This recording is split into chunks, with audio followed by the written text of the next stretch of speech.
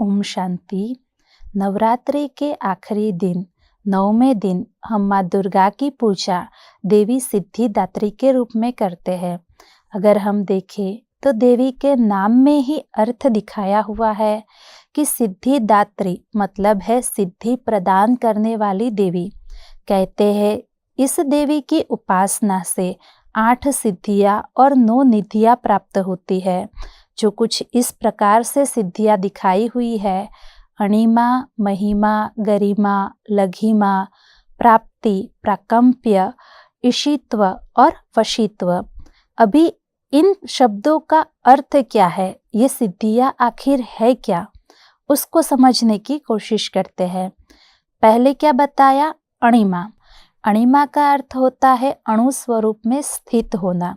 अभी आप समझ सकते हो कि ये तो हमारा शरीर है, शरीर अणु स्वरूप में कैसे स्थित हो सकता है? अणिमा का आध्यात्मिक भाव कुछ इस प्रकार से समझा जा सकता है कि हमें हमारे ओरिजिनल स्वरूप मतलब कि आत्मा स्वरूप में स्थित होना है। हम जब हमारे रियल रूप में स्थित होते हैं, आत्म अभिमानी बनते हैं, तो उससे बहुत ही शक्तियों की प्राप्ति होती है। आज जितने भी प्रॉब्लम्स है वो देह अभिमान में रहने की वजह से है। अगर हम देखें तो बॉडी कॉन्शियस होने की वजह से हम दुखी होते हैं, परेशान होते हैं, और जब आत्मा अभिमानी बनते हैं, सोल कॉन्शियस होते हैं, तो आत्मा की शक्तियाँ जागृत होती है। तो ये उसी का प्रतीक है अणिमा, मतलब कि ये सिद्धि प्राप्त होती है कि हम हमारे ओरिजिनल स्वरूप को पहचान सकते हैं। दूसरी जो सिद्धि बताई है वो कहा गया है महिमा। महिमा का अर्थ ये होता है कि जब हम हमारे ओरिजिनल आत्मिक स्वरूप में स्थित होते हैं और फिर जब लोक कल्याण के हेतु सेवाएं करते हैं, लोक कल्याण के हेतु आगे बढ़ते हैं, तो उसकी वजह से चारों तरफ ख्याति फैलती है, प्रभाव निकलता है, जिसे महिमा कहा जाता है। ये सिद्धि भी प्राप्त होती है। और अगर हम आगे देखें तो तीसरी सिद्धि बताई हुई है गरिमा। ये सिद्धि क्या है? ये दर्शाती है कि इससे जीवन में शालीनता आती है और जो व्यक्ति है उसका व्यक्तित्व प्रभावशाली बन जाता है। प्रभावशाली व्यक्तित्व वजन देता है, मतलब कि उस व्यक्ति की उपस्थिति मात्र, वो जहाँ पर हाजिर है, उस समय उसके आगे कोई भी अभद्र व्यवहार नहीं कर सकता है। उस आत्मा में सामने वाली वो शक्ति नहीं रहती है कि वो उसके आगे कुछ गलत बोले या कुछ गलत करे या गलत सोचे। तो ये सिद्धि की प्राप्ति होती है। और आगे अगर हम देखें तो चौथी सिद्धि को लघिमा कहा गया है, मतलब है इस शरीर से हल्के होकर के उड़ना और जहाँ चाहे वहाँ पहुँच सकते हैं। अभी इसके पीछे का अर्थ क्या है? आध्यात्मिकता के हिसाब से ऐसा कुछ बताते हैं कि हमारा जो ये शरीर है उसका एक दूसरा सूक्ष्म शरीर भी होता है। लाइट का शरीर, हल्का शरीर कहा जाता है। कहते हैं कि ये सूक्ष्म शरीर जो है वो अपने शुद्ध विचारों से, अपने श्रेष्ठ कर्मों से, पवित्रता की धारणा से और अपने उच्च भाव से, शुद्ध भाव से प्रदान होता है। और ये फरिश्ता रूप भी कहा जाता है। इससे आप जहाँ चाहे वहाँ पर उड़ करके, हल्के होकर के जाके हर कार्य को संपन्न कर सकते हैं। तो ये चौथी सिद्धि लघिमा के रूप में गाई हुई है। पांचवी सिद्धि का नाम है प्राप्ति। प्राप्ति का अर्थ ये होता है कि सूक्ष्म शरीर के द्वारा जो भी अशांत आत्माएं हैं, दुखी, परेशान, रोगी, शोकी आत्माएं हैं, उनके पास जाकर के उनको आप भले हाजिर में दिखते नहीं हो, लेकिन फिर भी उस आत्मा को ये प्राप्ति का अनुभव करा सकते हो कि आप उनके साथ हो, उनको सहयोग कर रहे हो, उनको इससे मुक्त कर रहे हो। तो ये पांचवी शक्ति है, प्राप्ति का अनुभव कराना। और अगर हम देखें तो छठी सिद्धि जो कहा गया है वो है प्राकंप्य। प्राकंप्य का भाव ये होता है कि इस सिद्धि के द्वारा हम सामने वाले के मन के भावों को समझ सकते हैं और खुद के शुभ भाव भी उन तक पहुंचा सकते हैं। और आज के समय में इस सिद्धि की तो बहुत ही आवश्यकता है। क्योंकि जहाँ पर भाव और भावना नहीं समझते हैं, इस वजह से ही बहुत सारे प्रॉब्लम्स आते हैं और समस्याओं का सामना हमें करना पड़ता है। इसलिए खुद के भावों को समझाना भी ज़रूरी है और दूसरा सामने वाले के भावों को समझना भी उतना ही आवश्यक है, जो इस सिद्धि से प्राप्त होता है। और आगे कहा गया है ईशित्व। ईशित्व मतलब अपना जो ये प्रभावशाली व्यक्तित्व है उसका प्रभाव डालना, ईश प्रदान करना। प्रभाव डालना मतलब ये नहीं है बाहरी सुंदरता का या बाहरी बनावटी प्रभाव डालना, लेकिन अपने अंदर की जो शुभ भावनाएं है, कल्याण की भावनाएं है, उस भावना का प्रभाव उस व्यक्ति तक पहुंचता है, इसलिए उसे कहा जाता है ईशित्व की सिद्धि। और आगे कहा गया है वो है वशीत्व। मतलब कोई वशीकरण मंत्र नहीं है कि जिस मंत्र के द्वारा हम रिद्धि सिद्धि कर सकते हैं, लेकिन वशीकरण मंत्र मन मना भव है। वशीकरण मंत्र प्रेम का भाव है। इस प्रेम भाव से, सादर सत्कार के भाव से और मन ईश्वर के साथ लगाने से ये सिद्धियां हमको प्राप्त होती है, हमारी शक्तियां जागृत होती है। और अगर हम आगे देखें तो माँ सिद्धिदात्री को कमल आसनधारी भी बताया हुआ है। कमल पर विराजमान है और दूसरा उनको लक्ष्मी का स्वरूप भी माना हुआ है। हम देखें तो उनके 4 भुजाएं दिखाई हुई है। एक भुजा में स्वदर्शन चक्र है, एक में शंख है, एक में गदा है और एक में कमल दिखाया हुआ है। अभी ये क्या दर्शाता है?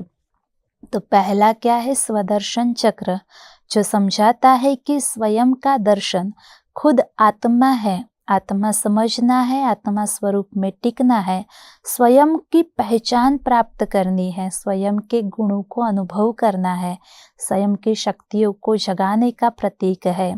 तो स्वदर्शन चक्र स्वयं का दर्शन कराता है। दूसरा शंख, शंख क्या सिखाता है कि शंख मिट्टी का बना है, लेकिन मिट्टी का बना हुआ फिर भी उसमें से जो ध्वनि निकलती है वो बहुत ही मधुर होती है। वैसे देह भी मिट्टी का कहा गया है, मिट्टी का है और मिट्टी में ही मिल जाना है। लेकिन इस मिट्टी के बने हुए इस देह से जो बोल निकलते हैं वो ज्ञान युक्त होने चाहिए, सार युक्त, युक्ति युक्त होने चाहिए, मधुर बोल होने चाहिए, मीठी वाणी होनी चाहिए, उसका प्रतीक है। कई बार हम सोचते हैं कि 2 ही शब्द तो बोल लिए क्या हो जाएगा, लेकिन आप सोचिए 2 शब्द से ही तो महाभारत बना है और 2 ही शब्द जिससे रामायण बनी है। और आज भी जब घर घर में महाभारत या रामायण होती है, उसके पीछे का कारण क्या होता है? 2 शब्द। हम कुछ ऐसे वर्ड्स निकाल देते हैं जो सामने वाले की बुद्धि में फिट हो जाते हैं और वो या तो रामायण खड़ा कर देते या महाभारत खड़ा कर देते हैं। सो शंख हमें यही सिखाता है कि हमें बहुत ही अच्छा बोलना है, मधुर बोलना है। और अगर आगे देखें तो दिखाया हुआ है गदा। गदा हमें ये दर्शाती है कि विकारों पर विजय प्राप्त करना है और कमल जो न्यारे और प्यारेपन की निशानी है। तो क्यों नहीं माँ सिद्धिदात्री की तरह हम भी सर्व सिद्धियों को प्राप्त करें, जीवन में अपनाए और अपना जीवन भी कमल फूल समान पवित्र बना देवे। इन नवरात्रि के 9 दिनों में हमने हर एक देवी की उपासना, उसकी पूजा पाठ अर्चना वंदना की, उनके बारे में जाना समझा और उनको हम कहते हैं शिव शक्ति, शिव की शक्ति कहा गया है। लेकिन एक बात तो हमने समझ ली कि शक्ति क्या है, लेकिन क्या हम शिव को समझ पाए हैं? क्यों नहीं शिव जी को भी जाने, शिव कौन है, वो क्यों आते हैं, आकर के क्या करते हैं और कैसे शिव द्वारा शक्तियाँ उत्पन्न होती है।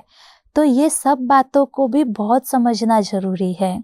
उनको समझते हुए शिव जी की आराधना करें और शक्तियों को अपने जीवन में धारण करें। उसी के साथ फिर से आप सभी को नवरात्रि की बहुत बहुत दिल से हार्दिक शुभकामनाएं हैं।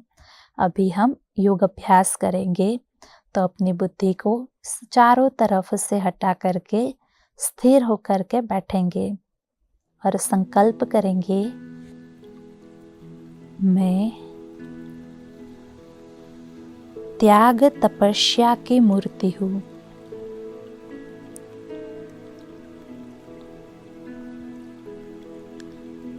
सर्वशक्तिवान शिव पिता की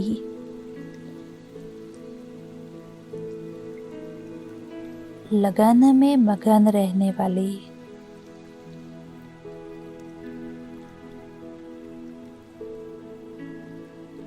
मैं शिव शक्ति हूँ।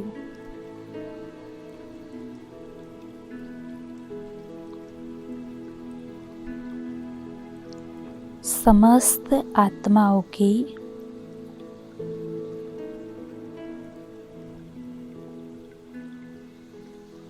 सर्व शुभ मनोकामनाएं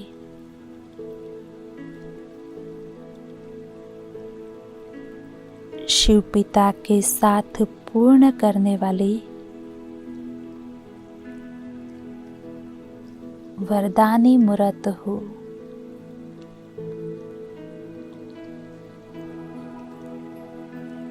मैं सभी आत्माओं को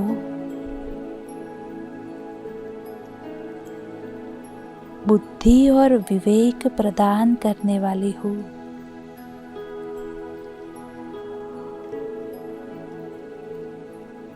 सब आत्माएं मुझ शिव शक्ति को निहार रहे हैं।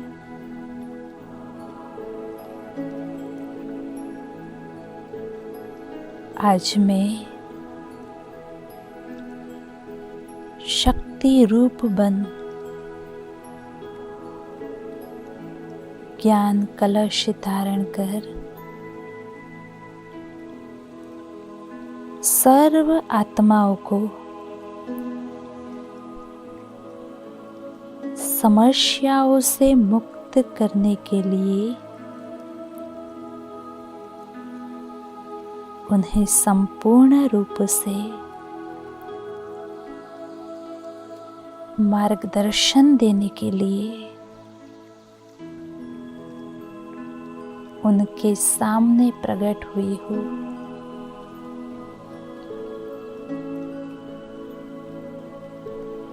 सभी आत्माएं मुझे सामने देख प्रसन्न हो रही है।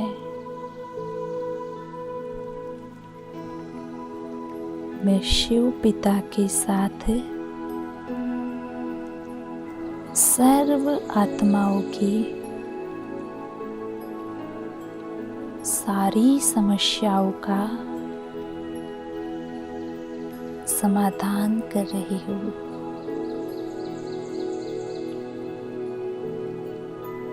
उन्हें सद्विवेक प्रदान कर रही हूँ।